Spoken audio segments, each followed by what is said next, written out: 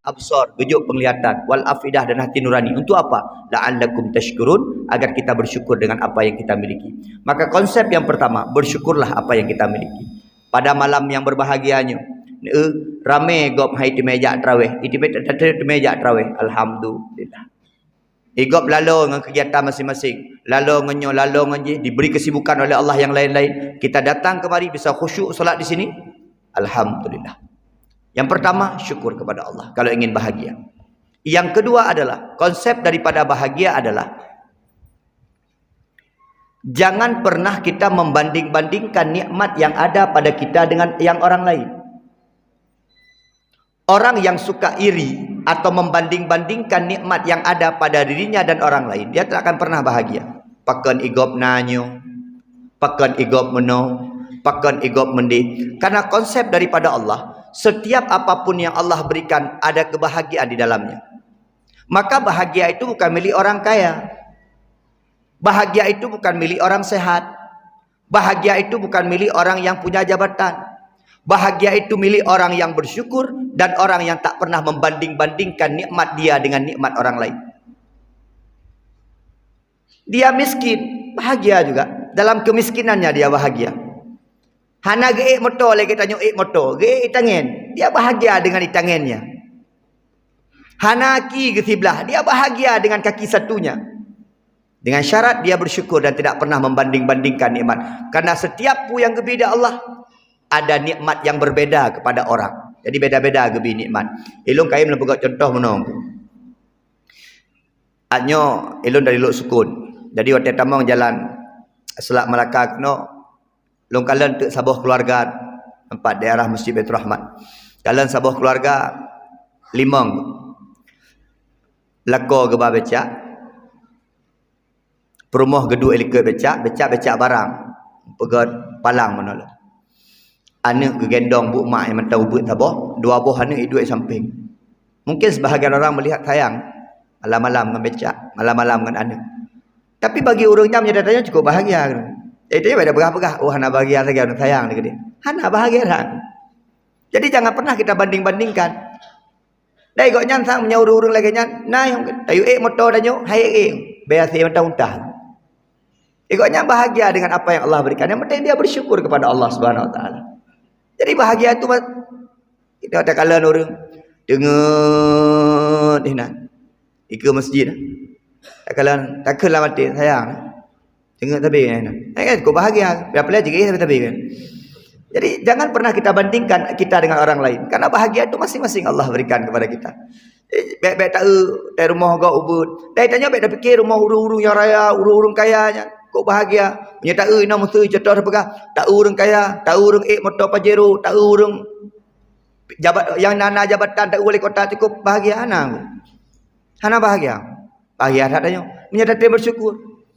Makin raya gebihai di Allah, makin raya beban kepeduk di Allah Subhanahu Wa Taala. Yang pasti. Itanya dengku rumah tu BO kontrak alam, tak mutang detan. Igap dengku yang bebe raya rumah ku motor bebe raya, rumah bebe raya mungkin utang-utang cukup lelum. Utang-utang ilmu. Mana karaya gebi raya utang-utang. Raya beban yang gebi Allah Subhanahu Wa Taala.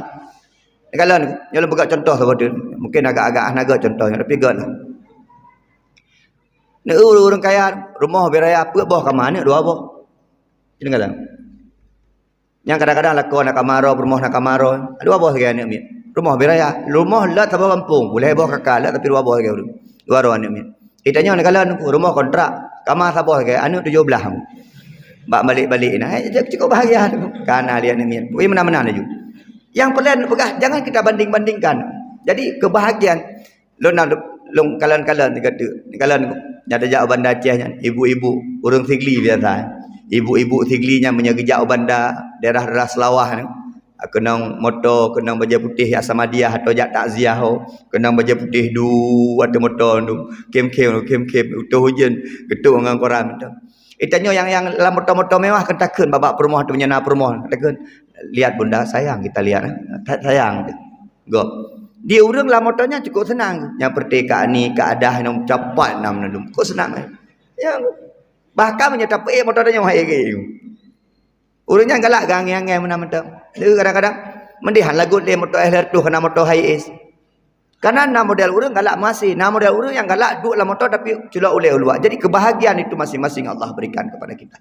Maka jangan pernah kita bandingkan nikmat kita dengan nikmat orang lain. Karena dalam setiap nikmat yang Allah berikan, kalau kita mau bersyukur kepada Allah, maka Allah akan kemudian memberikan kelebihan dan memberikan rasa bahagia. Yang pertama syukur, yang kedua jangan pernah banding-bandingkan nikmat kita dengan nikmat orang lain, dan yang terakhir, kalau ingin bahagia hidup di dunia dan di akhirat, segala urusan apapun serahkan hanya kepada Allah Subhanahu wa taala, maka hidupmu akan bahagia.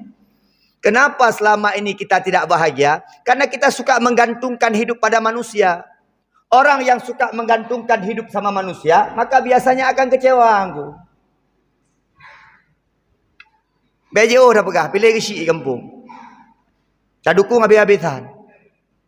Tinggal lagi ke resi, na 2 bulan je resi, mai permun dan nanya. Kamu lagi stres. Hei, aku pilih haji. Nyokut pulang aku pilih. Kamu lagi. Karena kita gantungkan hidup sama manusia. Tapi ketika wa may yatawakkal 'ala Allah, barang siapa yang bertawakal, menyerahkan hidup dan matinya hanya kepada Allah, ingat kata Allah, fahuwa hasbuh, maka Allah akan mencukupkan kebutuhannya. Orang yang menggantungkan harapannya hanya kepada Allah, yang memberikan segala-galanya hanya kepada Allah, percayalah, orang tersebut tidak akan pernah mendapatkan kebahagiaan. Ibu-ibu menancik, berat-berat mengantung balako, kecewa ujung tu. Ya. Nah, tak setia hati kepada Allah. Maka Nabi Muhammad ketika menjelang ajalnya pernah memanggil Ali bin Abi Thalib, dan beliau pernah menjelaskan di yang terakhir 6 nasihat Rasulullah kepada Ali bin Abi Thalib. Yang terakhir apa beliau katakan?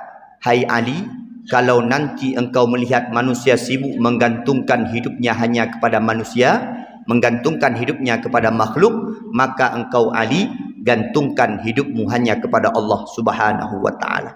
Orang yang menyerahkan segalanya hanya kepada Allah, maka dia akan bahagia dunia dengan akhirat. Kesimpulan.